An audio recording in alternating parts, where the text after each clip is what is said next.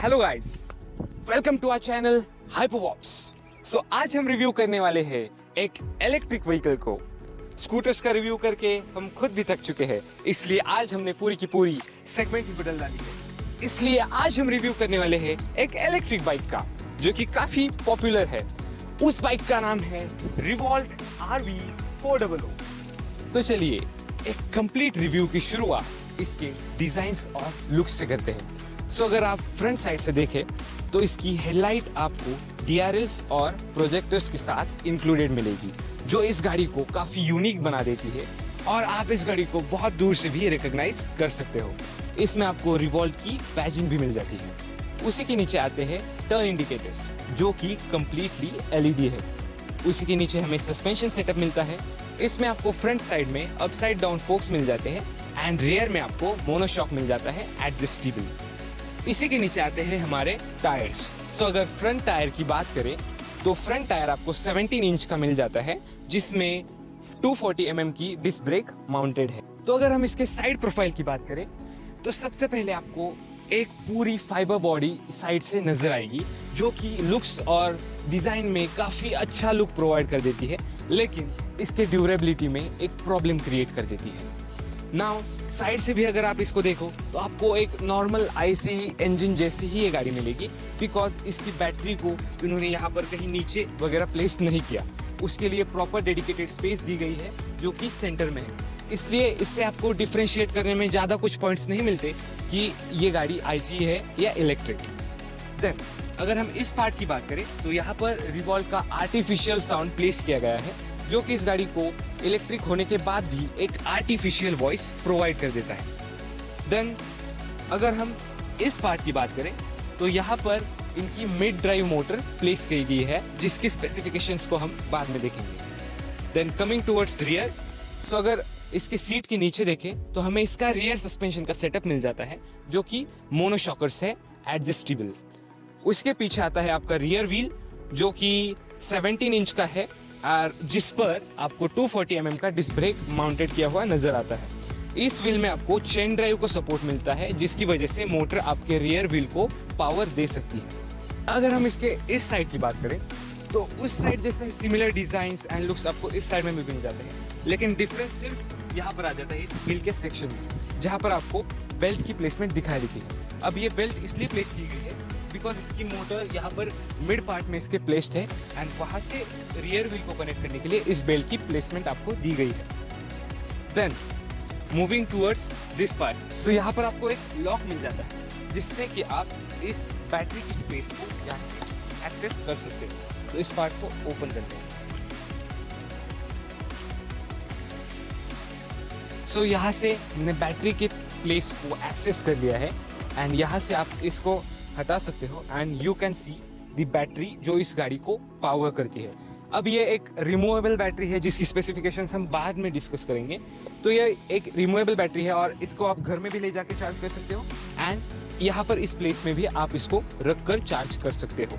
And similarly इस battery को बनाया गया था फॉर स्वापिंग, जिससे कि आप स्वापिंग स्टेशन पर जाकर इस बैटरी को स्वैप कर सकें, लेकिन अभी तक वो इंफ्रास्ट्रक्चर इतना डेवलप नहीं किया गया, इसलिए अभी तो फिलहाल आप इसको रिमूव करके घर पे ले जाके चार्ज कर सकते हो। तो अगर हम रेयर प्रोफाइल की बात करें तो रेयर में आपको यहाँ पर एक अट्रैक्टिव ग्रैब रेल मिल जाती है, जो कि आई थिंक काफ़ी स्टडी और स्ट्रॉन्ग भी है।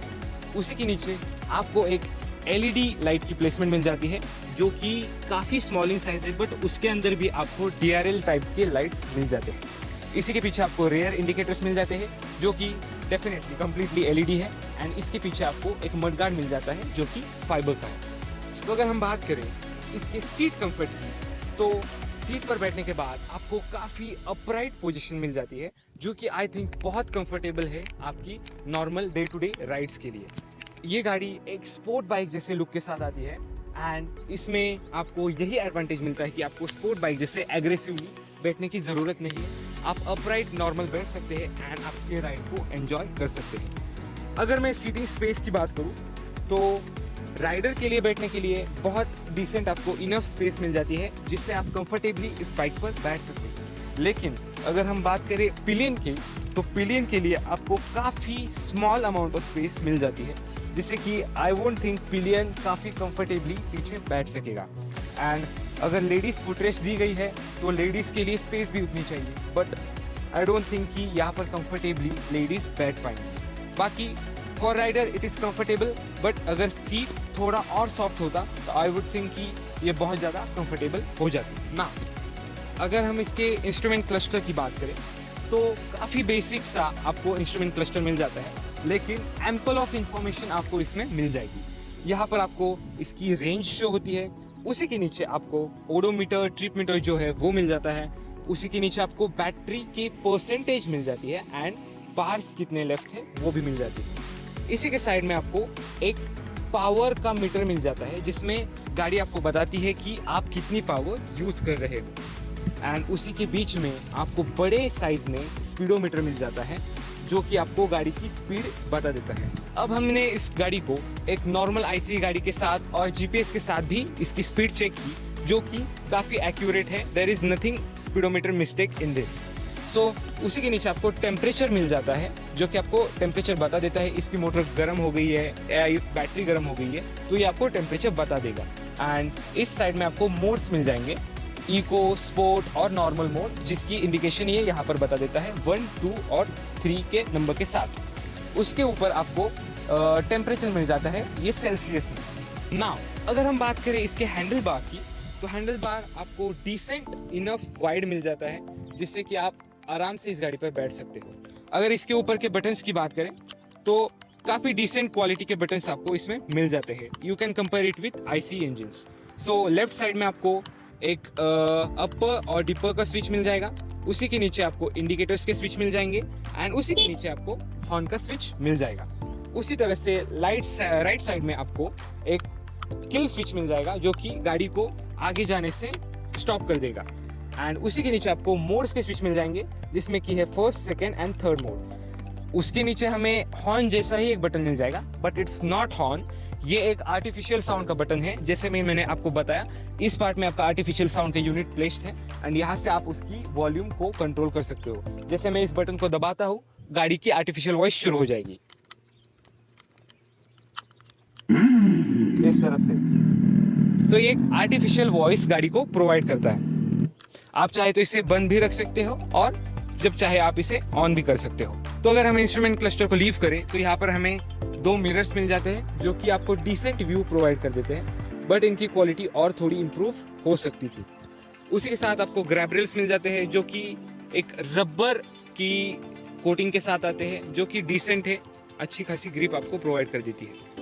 अगर आप सेंटर में देखो, जहाँ पर आप नॉर्मल आईसी इंजन में फ्यूल फिलिंग करते हो, तो वहाँ पर आपको एक पावर बटन मिलेगा। अब ये पावर बटन गाड़ी को बंद और चालू करने के काम में आता है एंड आप इसको कीलेस भी ऑपरेट कर सकते हो और इस पावर बटन से भी ऑपरेट कर सकते हो। तो अब इसके हार्डवेयर कंपोनेंट्स की बात कर लेते हैं। अब मेजर हार्डवेयर कंपोनेंट्स में आते हैं आपकी मोटर, आपकी बैटरी और आपके छोटे मोटे इलेक्ट्रिक कंपोनेंट्स। सो अगर हम इसके मोटर की बात करें तो इसमें आपको मिड ड्राइव मोटर मिल जाती है, जो कि 3000 वॉट रेटेड है। अगर हम इसके पीक पावर की बात करें तो अभी तक स्पेसिफाई नहीं किया गया कंपनी की तरफ से कि ये 3000 वॉट इसकी पीक पावर है या नॉमिनल पावर, बट हमने काफ़ी एक्सपर्ट से डिस्कस किया and then we come to a point that इसकी पीक पावर 5000 वॉट है और इसकी नॉमिनल पावर 3000 वॉट है। अगर हम इन नंबर्स को देखें तो आपको काफ़ी अच्छी पावर इसमें मिल जाती है एंड वो आपको चलाने के वक्त भी फील होती है। तो आप इसको एक 100 सीसी पेट्रोल बाइक से कंपेयर कर सकते हो, जैसे कि स्प्लेंडर। नाउ अगर बात करें इसके हार्ट की, जो कि है बैटरी, तो इसमें हमें 3.24 किलोवाट आवर की लिथियम आयन बैटरी मिल जाती है, जो कि रिमूवेबल है। आप इसको रिमूव करके आपके घर पे भी चार्ज कर सकते हैं एंड अगर आपका खुद का हाउस है या आपकी सोसाइटी में इसकी चार्जिंग के लिए स्पॉट है, तो आप इसको डायरेक्टली व्हीकल से कनेक्ट कर चार्ज कर सकते हैं। अब ये रिमूवेबल बैटरी बनाई गई थी स्वैपेबल स्टेशंस के लिए, ताकि आप किसी स्वैपेबल स्टेशन में इसकी बैटरी को रिमूव कर दूसरी बैटरी इसके अंदर स्वैप करें, बट अभी तक वो इंफ्रास्ट्रक्चर इतना डेवलप नहीं हो। तो अगर हम बात करें इसके रेंज की, सो कंपनी क्लेम करती है कि फर्स्ट मोड में, जो कि इसका इको मोड, इसमें ये गाड़ी आपको 150 किलोमीटर की रेंज प्रोवाइड करती है। अब इसके इको मोड की स्पीड है 45, तो अगर आप इस गाड़ी को 45 की स्पीड पे चलाओगे तो आपकी ये 150 किलोमीटर की रेंज दे देगी। नाउ अगर हम इसके सेकंड मोड में शिफ्ट करते हैं जो कि है नॉर्मल मोड, उसमें आपको स्पीड मिल जाती है 65 की एंड कंपनी क्लेम आपको रेंज मिल जाती है 100 किलोमीटर्स की। और अगर हम इसके टॉप मोड की बात करें जो कि है स्पोर्ट मोड, उसमें आपको टॉप स्पीड मिल जाती है 85 किलोमीटर पर आवर्स की और इसमें ये आपको कंपनी क्लेम रेंज दे देती है 80 किलोमीटर्स की। अब आप रियल वर्ल्ड में इको मोड में इसकी रेंज एक्सपेक्ट कर सकते हो 130 की।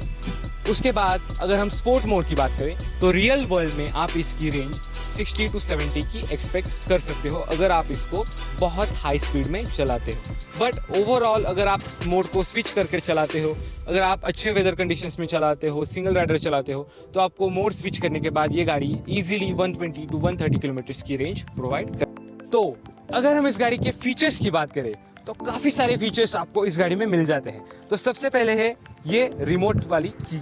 सो इससे आप गाड़ी को अनलॉक कर सकते हैं, लॉक कर सकते हैं, स्टार्ट कर सकते हैं एंड लोकेट भी कर सकते हैं। सो अगर मुझे इस गाड़ी को स्टार्ट करना है so I will just press this button for once and then यहाँ पर गाड़ी हमारी स्टार्ट हो चुकी है। सिमिलरली अगर आप इस गाड़ी को लॉक कर देते हो इस बटन से, सो अगर कोई भी आदमी इस गाड़ी को लॉक करने के बाद टच कर देता है या मूव करने की कोशिश करता है, सो गाड़ी बीप से साउंड करती है जिससे कि आपकी सिक्योरिटी गाड़ी की बनी रहती है and you feel more secure. इस रिमोट की की में और एक फंक्शन आता है जो कि है लोकेट का फंक्शन। अगर आप गाड़ी के नियर बाय हो और अगर बहुत सारे पार्किंग में आपकी गाड़ियां हैं एंड वहां पर आपको आपकी गाड़ी लोकेट करनी है तो आप इसको बटन को दबा सकते हो जिससे कि गाड़ी बीप करेगी कुछ ऐसे। सो इससे आप गाड़ी को बीप कर सकते हैं एंड देन आपको गाड़ी कहाँ है वो पता चल जाएगा। अब ये हो गई इसके रिमोट की बात।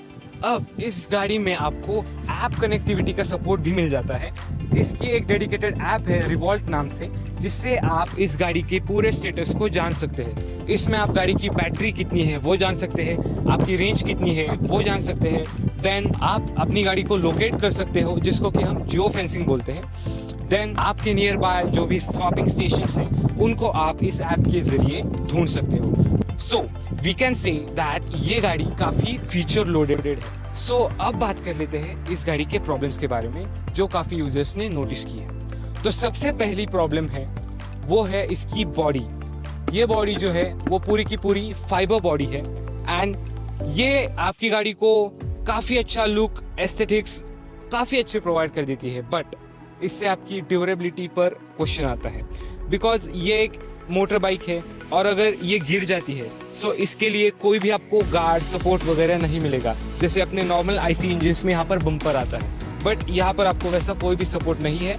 ओपन नेकेड यहाँ पर फाइबर बॉडी है जो कि गिरने के बाद डेफिनेटली क्रैक होगी एंड यही इसकी मेन प्रॉब्लम है, durability. Now coming towards it's second problem जो कि है इसकी बेल्ट की साउंड। अब काफ़ी यूजर्स ने ये नोटिस किया है कि आफ्टर ईयर और 5 to 6 month of using this vehicle इसमें आपको बेल्ट की साउंड नजर आती है एंड जो काफ़ी इरिटेटिंग साउंड आती है। ये एक इलेक्ट्रिक बाइक है इसलिए आप में से कई यूजर्स इसको एक साइलेंट बाइक की तरह इमेजिन करते होंगे, बट अगर इसके बेल्ट से ऐसी आवाज़ आने लगे तो definitely user will get irritated. Now coming towards it's next problem जो कि है साउंड की प्रॉब्लम। अब काफ़ी लोगों ने ये नोटिस किया है कि अगर हम गाड़ी को न्यूली परचेस कर देते हैं एंड अगर हम रेगुलरली इसकी साउंड यूज़ करते हैं तो आफ्टर सम टाइम एक 5 to 6 मंथ्स के बाद इसकी जो साउंड है वो क्रैक होनी शुरू हो जाती है, मतलब साउंड फटने लगती है एंड देन उसके बाद भी ये साउंड काफ़ी इरिटेटिंग हो जाती है। सो कंपनी वाले भी ये रेकमेंड करते हैं कि जब आप अगर साउंड को रेगुलरली यूज़ करते हो तो उसको एक 85 to 80 की लेवल पर सेट कर यूज़ करो जो कि आप ऐप से कंट्रोल कर सकते हो। अब अगली प्रॉब्लम की तरफ आते हैं जो कि है इसकी ऐप। अब कंपनी वालों ने ऐप तो दे दी बट उसके ऐप को रेगुलरली अपडेट करना, उसमें जो बग्स आते हैं, एरर्स आते हैं, उनको निकालना, ये कंपनी ने इस पर ध्यान नहीं दिया। सो ऐप्स में आपको कांस्टेंट क्रैशेस मिल जाते हैं, कभी कभी ऐप गाड़ी से पेयर नहीं हो पाता एंड ऐसे छोटे मोटे बग्स, एरर्स आपको ऐप्स में मिल जाते हैं। सो ये ऐप कंपनी ने अगर अपडेट किया तो डेफिनेटली ऐप अच्छे से चलेगा एंड गाड़ी आपकी हमेशा कनेक्टेड रहेगी ऐप से। बट अगर ये नहीं होता तो इस ऐप का देकर भी कोई भी फंक्शन नहीं या फीचर नहीं है। एंड नेक्स्ट प्रॉब्लम जो मैं पर्सनली मानता हूँ वो है इसके सीट के बारे में। अब इसकी सीट आपको पोस्चर बहुत अच्छा देती है, एक अपराइट पोस्चर और एक कंफर्टेबल पोस्चर आपको देती है। बट ये और सॉफ्ट हो सकती थी, जिससे कि आप इससे लॉन्ग राइड करते वक्त बहुत कंफर्टेबली जा सकते थे। अभी ये सीट आपको राइडर के लिए काफ़ी कंफर्टेबल स्पेस देती है, बट ये थोड़ी स्टिफ है, जिससे कि आपको लॉन्ग राइड्स में इरिटेशन फील हो सकती है। एंड सेकंड प्रॉब्लम सीट का ये है कि आपके पिलियन को एक कंफर्टेबल स्पेस यहाँ पर नहीं है। थोड़ी अगर ज़्यादा स्पेस हो जाती तो डेफिनेटली एक प्रैक्टिकल सीट आप इसको कह सकते थे। अब आ जाते हैं एक मेन पॉइंट पर, जो कि है लोकलाइजेशन। सो अगर हम लोकलाइजेशन की बात करें तो ये गाड़ी इंडिया में अभी 1 साल 2 साल पहले लॉन्च हुई है, बट चाइना में ये गाड़ी उससे पहले लॉन्च हो गई थी एंड उसका नाम था सुपर सोको TS। अगर आप वेब पर भी सर्च करो तो आपको इसके रिजल्ट्स मिल जाएंगे। सिमिलर ऐसी ही गाड़ी थी एंड दिखने में भी ऐसी थी। अभी कंपनी ने तो ये नहीं बताया कि हमने वहाँ से इंपोर्ट की है या यहाँ पर हम लोकल इसको मेड कर रहे हैं, बट एक्सपर्ट्स का कहना ये है कि इसमें थोड़े पार्ट्स बाहर से इंपोर्ट होकर यहाँ पर आ रहे हैं। सो परचेस करते वक्त ये भी ध्यान रखिएगा, एक तो इसकी फाइबर बॉडी है एंड अगर आप इसको कुछ भी नुकसान करते हो तो इसके पार्ट्स आने में भी टाइम भी लग सकता है। तो गाइज, ये था एक शॉर्ट रिव्यू रिवोल्ट RV 400 पर। अगले वीडियो में हम इसके परफॉर्मेंस, इसकी ब्रेकिंग, इसकी सस्पेंशन, हिल पर कैसे क्लाइंब करती है, इस सब के बारे में बात करेंगे अगली वीडियो में। तब तक के लिए बाय बाय।